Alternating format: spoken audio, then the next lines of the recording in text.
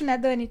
Tu mencionaste a qualidade de vida do colaborador, né? Esse excesso de invasão que a gente está fazendo na vida pessoal, que as companhias estão fazendo.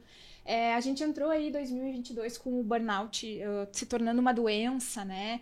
E a tendência nos últimos tempos foi, e a gente segue com essa tendência, de colocar a responsabilidade muito na pessoa, né?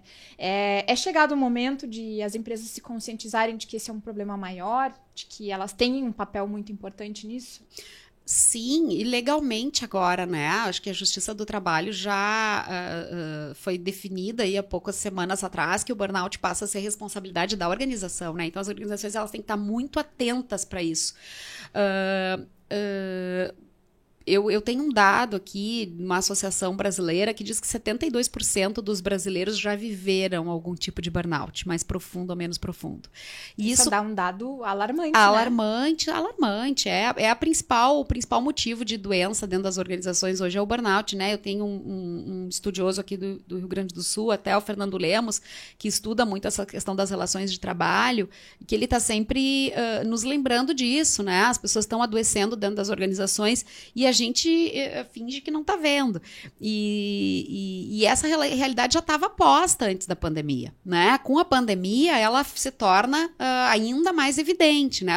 O próprio Ministério da Saúde, ele nos diz que a quarta onda da pandemia é o burnout. Né? Então a gente tem ali a questão da doença, do Covid, das sequelas e tem o burnout aí como um reflexo também disso. Mas era uma situação que já estava posta, né? Tem um livro do Jeff Pfeiffer que ele fala que se chama Morrendo por um Trabalho, né? E que ele traz essas questões assim do quanto a gente espichou aí os limites e trouxe doença mesmo, né, para a vida das pessoas e o quanto as pessoas no processo de sobrevivência, porque o trabalho também ele é visto como um meio de sobrevivência, ele também paga as suas coisas, quer dizer, as pessoas têm boletos para pagar, né? Então elas acabam se sujeitando às vezes a circunstâncias que realmente trazem o adoecimento. Principalmente num nível de desemprego que a gente acabou atingindo, né, com a pandemia e todas as preocupações, né, mercados que se extinguiram por um tempo, enfim. Exatamente, né? Então, qual é o papel das organizações? E eu acho que ajudar também as lideranças a enxergarem isso, né?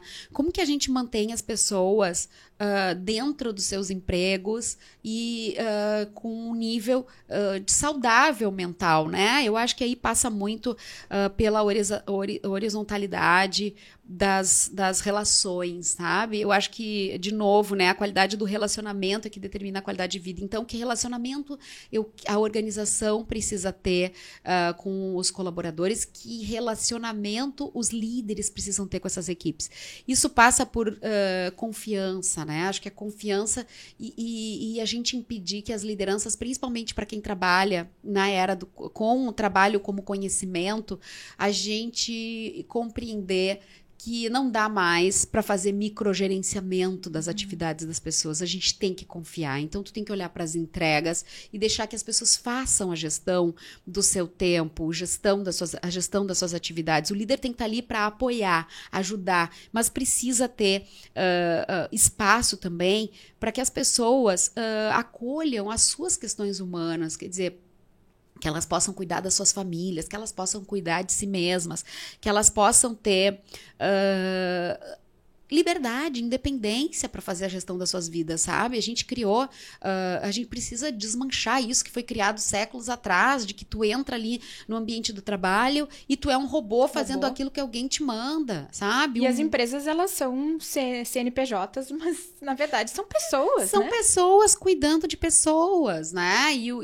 Então o papel das lideranças, ele é muito grande, no sentido de deixa eu proporcionar que essa pessoa tenha vida, sabe? E que o trabalho dela seja o Alexandre Pelais, que é um estudioso do trabalho, ele fala muito isso, né? A criança, o ser humano, ele nasce, o trabalho é muito mais do que o emprego, o trabalho é uma construção humana, quer dizer, ele brinca assim que quando a criança, o bebê tá ali juntando os seus bloquinhos de brinquedo, ele tá trabalhando, ele tá construindo alguma coisa. Eu agora, no final de ano que tava na praia, vendo meu filho brincando brincando na areia, né? Ele e o primo construindo, assim, longos canais e paredes e castelos, né? As cidades ali na areia. Eu comentei isso até com os meus familiares. Isso é trabalho, é o fazer, é o construir. Isso é humano.